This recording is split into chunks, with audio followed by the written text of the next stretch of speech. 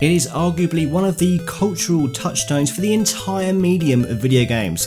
It's a series that spawned countless ports, revisions and mashups with no sign of stopping, and while this particular installment is far off from being the first release, it is certainly the edition we all know and love.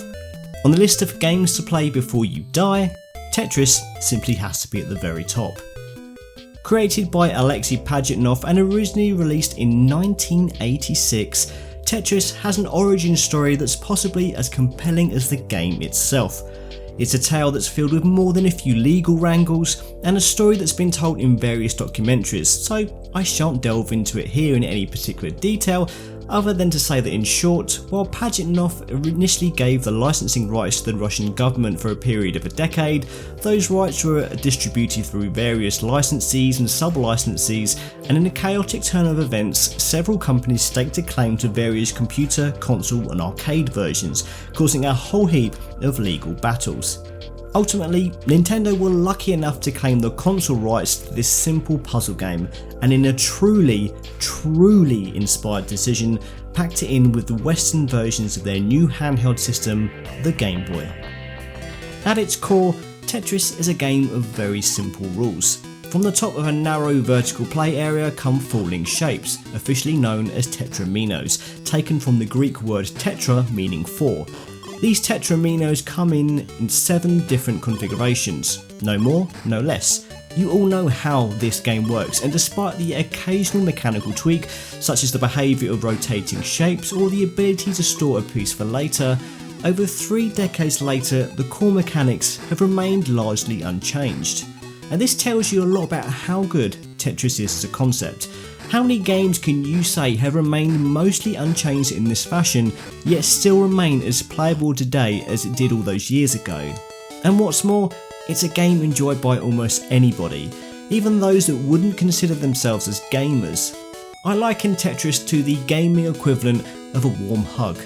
It's always been there. An inevitability of the medium is that it's always possible to obtain a new form of Tetris from somewhere, and I find a sense of comfort in that. I cannot express how shrewd it was of Nintendo to sign this game up as an early Game Boy release, because despite its origins as a PC game, a handheld is where Tetris truly feels most at home. It works as a game played in short bursts, but can also be enjoyed in longer sessions, much longer sessions, as many people find after being hopelessly addicted, with the one more go factor being incredibly strong.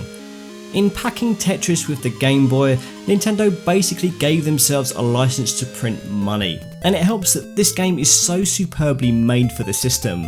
The simple visuals work so well even on a tiny LCD screen, and the Game Boy's link up for 2-player head-to-head action is a fantastic addition. And let's talk about that theme tune, which has become as iconic as Tetris itself.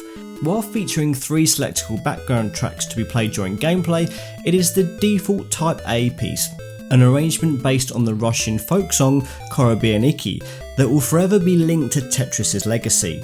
It's one of gaming's most recognisable pieces of music, and honestly, how many other games can boast having an official music single, one that reached the lofty heights of number 6 in the UK music charts in 1992? While this track had previously featured in other ports of Tetris, it's the Game Boy instrumentation, as arranged by Hirokazu "Hip" Tanaka, that the world identifies with. Many have tried to improve upon Tetris, with Nintendo themselves releasing a sequel that didn't quite have the staying power of the original, with a Dr. Mario inspired mechanic of matching coloured blocks to remove coloured blobs. Even Alexei Pajitnov has struggled to create a puzzle game that matches Tetris in terms of appeal, and no, Tetris doesn't even come close.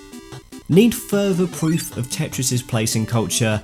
Let's talk about the Tetris effect. No, not the excellent PlayStation 4 version of the game, but a recognised phenomenon relating to when extended participation in a particular activity can lead to elements of said activity entering a person's thoughts, dreams and other mental imagery.